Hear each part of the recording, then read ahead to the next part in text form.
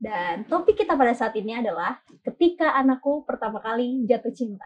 Saya tidak akan sendirian, saya akan ditemani oleh psikolog Ibu Helena Valentina Saragi. Bagaimana kabarnya Ibu? Baik, luar biasa. Aduh, saya pakai ping-ping dong karena Ya, ngomong biar kayak soal anak jatuh remaja cinta kan. nih. Saya juga bunga-bunga. Ikut empati lah, ikut empati. Iya, benar-benar. Iya, bunga-bunga Supaya ya. kelihatan lagi jatuh Waduh. cinta. Ini kayak bulan Februari ya. Iya. Oke, Jadi gimana mengenai nih? Jadi jatuh gimana? cinta nih Bu. Menurut Ibu gimana untuk melihat anak-anak remaja yang saat itu lagi jatuh cinta? Padahal kan mereka harus sekolah ya, fokus belajar. Kayak saya dulu waktu sekolah, belajar dulu, jangan lupa pacaran, jangan lupa jatuh cinta. Oh gitu, Kira-kira pesan gimana? mama seperti itu ya? Iya, jadi nggak boleh pacaran dulu Iya, sebelum iya. selesai sekolah. Tapi ngomong-ngomong, Sarah pernah jatuh cinta nggak? Pasti pernah lah. Gimana rasanya? Bunga-bunga kayak baju saya saat ini. Oh gitu ya. Terus kalau pas lagi jatuh cinta gitu terus dilarang, rasanya gimana? Nggak enak ya, jadinya backstreet gitu. Karena akhirnya cara terbuka nggak boleh, berarti cara tertutup ya. Iya. Kan nggak enak ya. Iya, benar. Nggak enak dan ada rasa bersalah juga kan sama orang tua ketika kita harus berbohong. Katanya mau belajar bareng, nggak taunya kita bukan belajar bareng, jalan-jalan bareng. Ngedate gitu. Nah itu dia. Jadi ya kenapa ini diangkat? Tentu saja karena memang ada banyak sekali kasus yang saya hadapi di ruang konseling itu anak-anak yang akhirnya backstreet gitu loh Sarah. Backstreet dan akhirnya ketika ketahuan orang tua ada yang menerima, tapi ketika akhirnya jatuh cintanya sama orang yang kurang sesuai norma, akhirnya orang tuanya kan jadinya terpukul, ada yang satu keluarga bisa menangis gitu ya. Nah jadi perlu kita waspadai juga kalau kita terlalu strict kepada anak, tidak boleh membicarakan hal-hal yang tidak kita setujui, misalnya soal pacaran di usia SMP misalnya gitu. Padahal sebenarnya kan SMP udah masa remaja ya. Saya pikir nggak ada salahnya juga ya kalau mereka sudah mulai tertarik dengan lawan jenis. It's okay. Hanya saja mungkin menyikapi remaja yang sedang jatuh cinta ini memang perlu strategi tersendiri, perlu jiwa yang lebih besar supaya kita nggak gampang tensi naik ketika lihat anak kok handphonean melulu ya. Tahu-tahu terus ya lihat HP.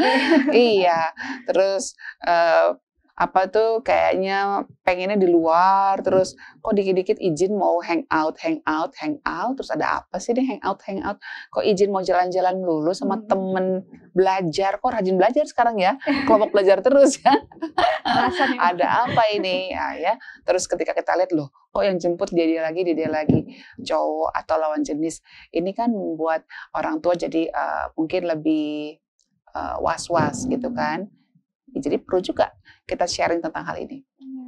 Jadi kira-kira menurut Ibu Helena, kalau misalkan anak lagi jatuh cinta nih, dimarahin atau ya udah itu kan wajar aja gitu, atau gimana? Ya sebetulnya sih tergantung apa yang dia tampilkan ya. Tapi yang pasti paling mudah untuk mengetahui kayak gimana sih seharusnya, udah mendingan kita coba flashback dulu deh. Kan dulu kita jatuh cinta sama bapaknya, ya kan? Ya kan, wahai mama, kita pernah jatuh cinta kan? Even itu dijodohin tetap aja lah jatuh cinta juga kan. Artinya pada saat jatuh cinta itu mungkin kita punya rasa ingin dilirik oleh, maksudnya bukan dilirik ya, ingin supaya kita menarik oleh pada lawan jenis. Nah saya pikir itu perlu sikap yang tepat. Jadi kalau misalnya dia pakai baju yang sedikit-sedikit terbuka, sedikit tangannya, ya kan, biasanya dia tertutup nih, alim, loh kok sekarang udah mulai you can see ya, gitu. Yeah. Kita boleh tanya sama dia, kenapa nak, bukankah kamu dulu udah pernah cerita sama mama bahwa kamu nggak suka kalau kamu buka-buka seperti itu. Sekarang kok jadi buka-buka, kenapa nak? Jadi jangan langsung bilang, hah kamu nggak sopan ya? Wah kamu nih tidak bermoral. Gara-gara kayak tank top misalnya kayak gitu. Kita bisa tanya, bisa jadikan bahan diskusi. Kenapa nak? Kamu bagus kok, body kamu bagus. Mama seneng kalau lihat kamu kayak gini. Hanya saja kalau kamu keluar, ya kan? Kamu keluar, terus nanti kena panas gimana? Ya kan? Bisa kok mam pakai itu, pakai tabir surya. Iya sih. Terus bagaimana dengan prinsip kita bahwa kita harus berpakaian menutupi daerah-daerah yang nggak perlu untuk diperlihatkan pada orang banyak. Bagaimana dengan prinsip itu, Nak? Gitu. Kalau kamu pakai di kolam renang boleh-boleh juga sih, gitu. Ya karena menurut kamu gimana? Seandainya mama pakai itu di luar, misalnya gitu. Ya kan, kalau dia bilang, iya sih Ma, cuman aku iya kamu bagus sih Nak, mama juga seneng kok, body kamu keren banget gitu. Kamu pakai tank top tuh keren banget lah pokoknya. Tapi kalau pakai tank topnya lalu dikasih jaket gitu gimana? Kan pakai tank top juga kan, tapi kalau pakai jaket mungkin lebih seru juga ya Nak, gitu. Jadi anak tidak merasa dihakimi, tidak merasa dipermalukan, karena memang buat anak-anak remaja ini paling anti dipermalukan deh. Boleh jadi dia mungkin berbuat salah ya Bapak Ibu di rumah, bisa jadi dia mungkin ya pernah jatuh dalam satu kesalahan, tapi tolong ingat pesan saya, jangan pernah permalukan dia. Gitu. Kalau mau tegur silahkan tegur, tapi tegurlah karena kita mengasihi dia gitu. Tapi kalau tegur depan orang banyak, kamu ya, gitu. Misalnya pacaran, kamu berdua, ngapain kamu? Saya pernah lihat kayak gitu soalnya. Aduh, kan akhirnya anak itu jadi merasa bahwa mamanya itu adalah musuh dia. Akhirnya dia merasa bahwa ya udah berarti yang mengerti aku adalah pacar aku. Padahal pacarnya ini kurang tepat lah, kurang bertanggung jawab. Akhirnya mereka kabur, kawin lari dan seterusnya. Yang rugi siapa? Iya kan? Mestinya kalau makin kita kurang nyaman dengan pasangannya, justru kita harus lebih makin dekat dengan anak kita yang sedang jatuh cinta ini, gitu. Wah, luar biasa sekali ya ternyata. Dan mungkin karena banyak juga kan anak remaja sekarang yang tadi aku bilang ya, backstreet gitu. Nah, kira-kira apakah itu pengaruh dari orang tua juga atau anaknya yang memang belum bilang nih sama orang tua tapi udah backstreet aja gitu? Sekarang kalau di backstreet kira-kira kenapa coba Sarah? Iya sih, pasti orang tua juga ya. Karena rasa apa coba? Kalau misalnya Sarah jadi remaja itu, kenapa backstreet kira-kira? Kalau aku sih karena memang gak boleh pacaran, jadi takut ya. Itu dia berarti rasa takut ini yang kita akan bahas ya di segmen berikutnya, oke? Oke, jadi gimana supaya nggak backstreet ya Bapak Ibu? Oke, ini pembahasan yang menarik sekali. Jadi kita akan bahas di segmen selanjutnya, tapi jangan kemana-mana, tetap di Love Your Child.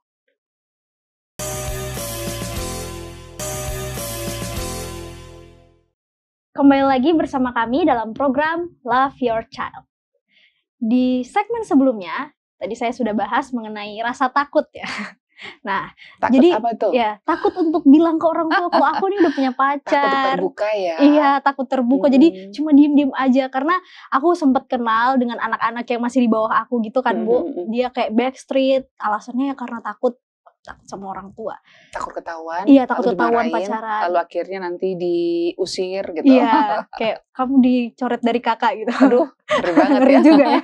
Nah itu gimana ya Bu untuk menyikapi atau menanggapi anak-anak ataupun orang tua yang mungkin terlalu mengekang anak yang mungkin sedang jatuh cinta. Mungkin dia mau curhat ya sama orang tuanya, tapi karena dia udah tahu, aduh aku takut banget nih, jadi udah dah backstreet aja, terus tiba-tiba nanti ya lari atau gitu. Iya betul, dan akhirnya yang rugi siapa? Semuanya kan. Iya. Orang tuanya juga pasti sedih lah. Siapa nggak sedih kalau anak kita akhirnya menikah tanpa sepengetahuan kita, lalu tidak bisa merayakan hari pernikahannya. Sayang banget, padahal itu kan mahal bener tuh kesempatan seperti itu ya.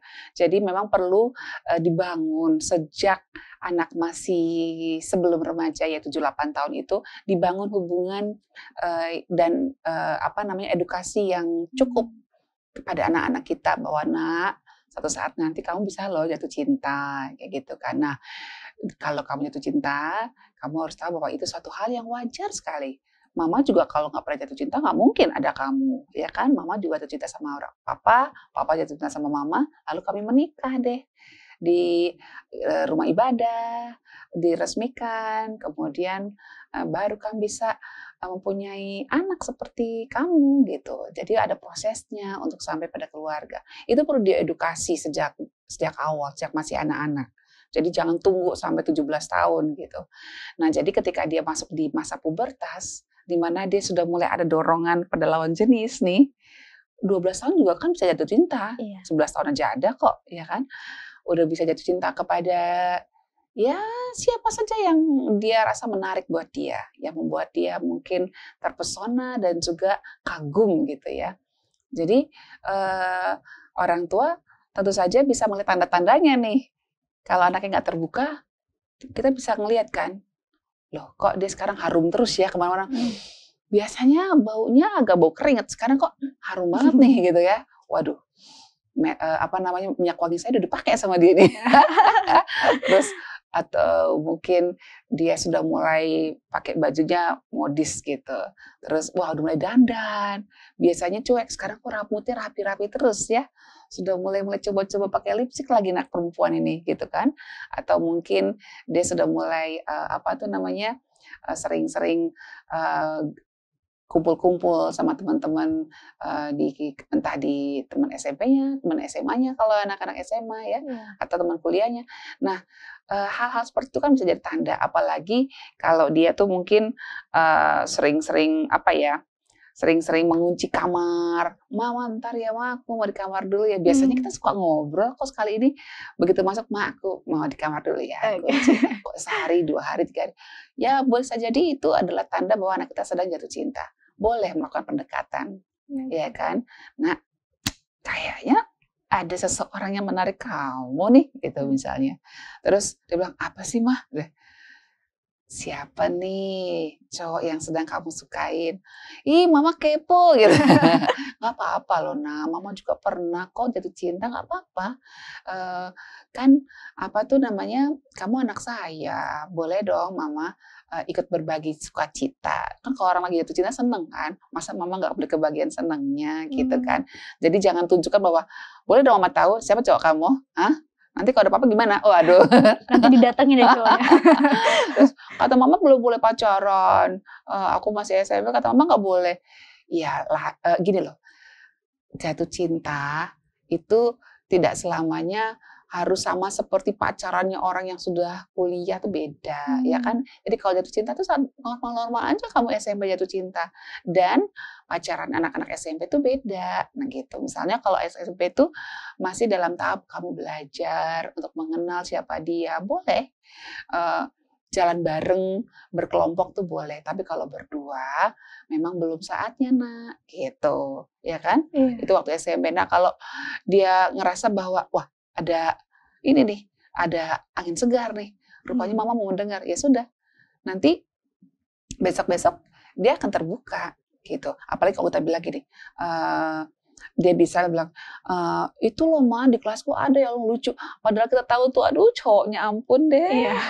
Selengean gitu, kita nggak suka sebenarnya. Tapi kita nggak nunjukin ketidaksukaan kita. Kita bisa bilang gini, oh lucu ya dia ya. Dalam hati sebenarnya ya. Jangan tunjukkan di muka gitu.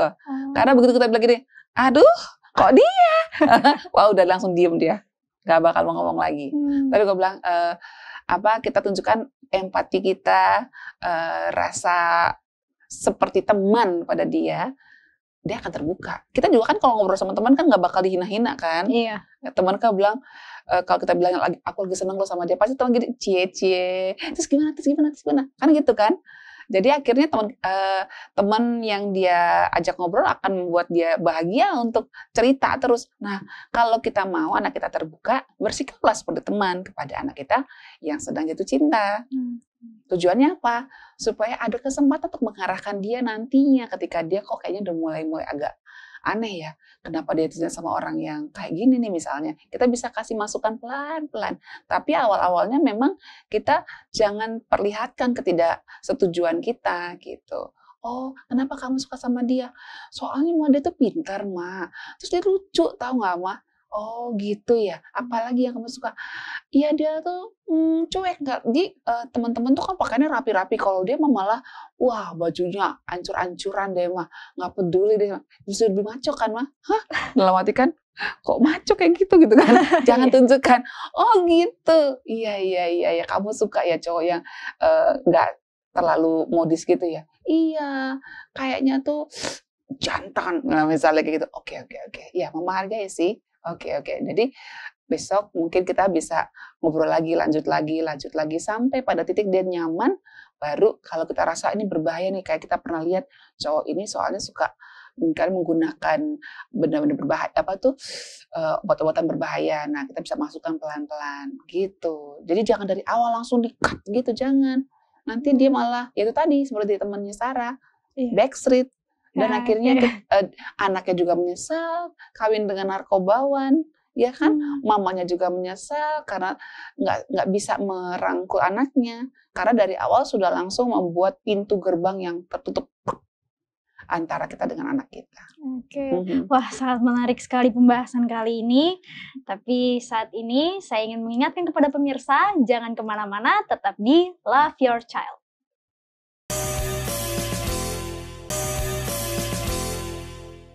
Kembali lagi bersama kami dalam program Love Your Child. Nah, segmen kali ini tidak kalah menarik dengan segmen yang sebelumnya ya, Bu ya. Jadi aku mau cerita juga nih, sambil mau tanya juga. Jadi ada teman aku yang dia itu agak melenceng dalam artian maksudnya gimana tuh melenceng? LGBT lah gitu. Oh iya. Nah, maksudnya dia menyukai pasangan yang sejenis seperti itu. Dan ketika orang tuanya tahu, jadinya terpuruk, bahkan dia bertanya-tanya, saya di mana ya sebagai orang tua. Nah, itu kira-kira gimana? Ya, kembali lagi kepada kasusnya ya. Jadi saya sendiri pernah mengalami menghadapi masalah yang seperti ini nih. Jadi orang tuanya nangis-nangis gitu kan, karena nggak nyangka lah kok di asrama malah jadi begitu gitu. Taruh di asrama dengan harapan dia lebih kuat beribadah, kok malah begini gitu ya. Jadi ketika saya bertemu dengan anak gadis ini, saya melihat bahwa sebenarnya dia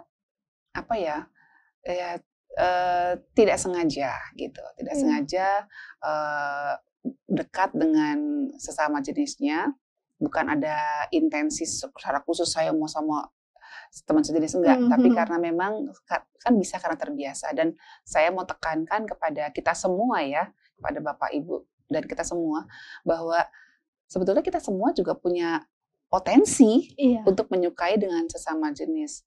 Hanya saja sih, apakah kita akan lanjutkan atau kita langsung bisa meng-cut itu karena menyadari bahwa ini bukanlah langkah yang tepat gitu, sesuai dengan kodratnya, dan dari sisi dari sisi kesehatan juga, dan juga dari kerohanian. Saya pikir semua agama tidak menyetujui ya, gitu ya.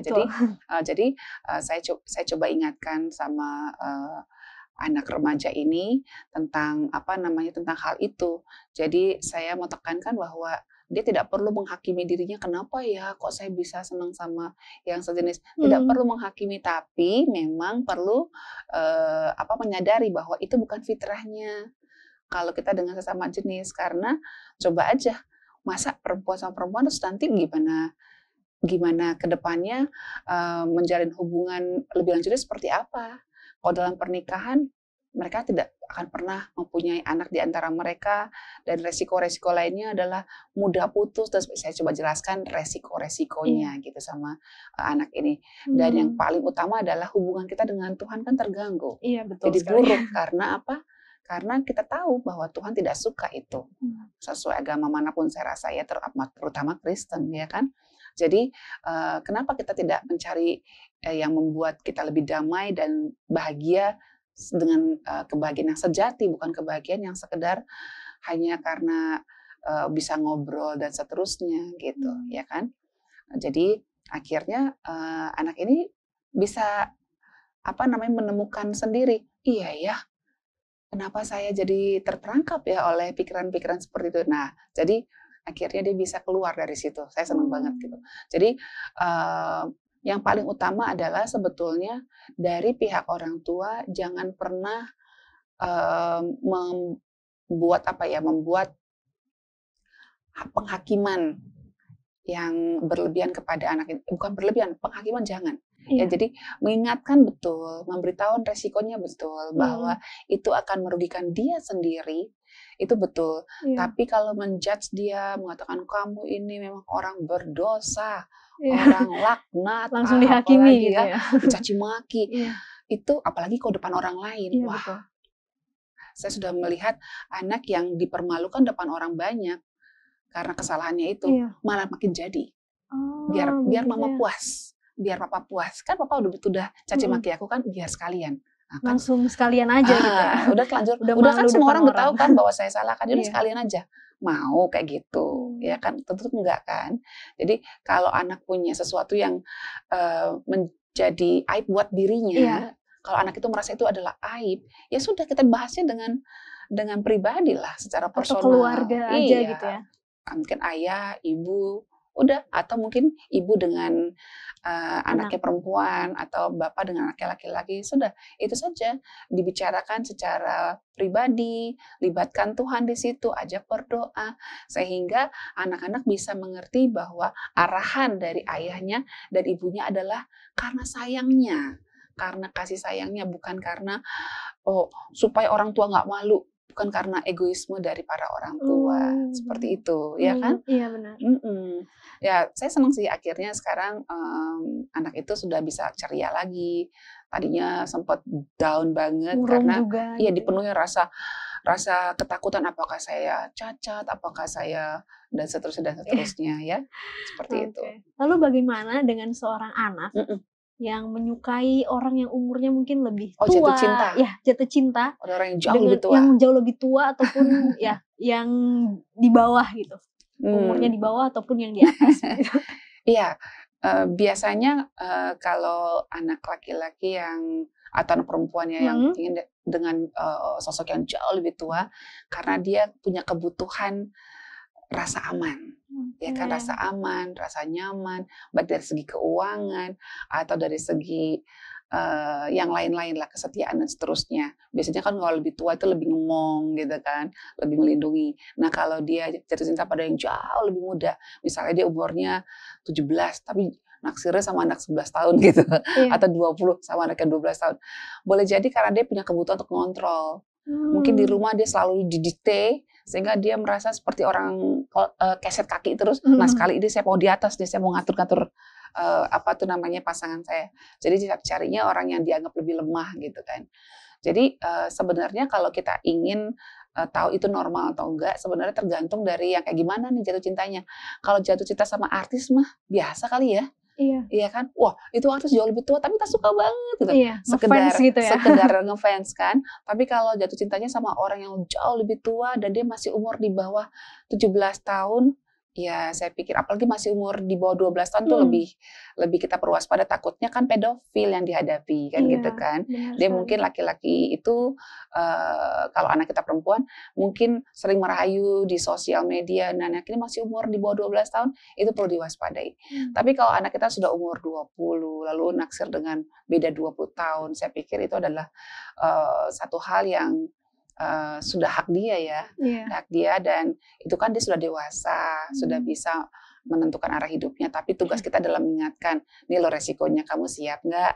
Nanti kalau kamu umur sekian, nanti pasangan kamu udah sekian loh, kamu siap tidak? Gitu.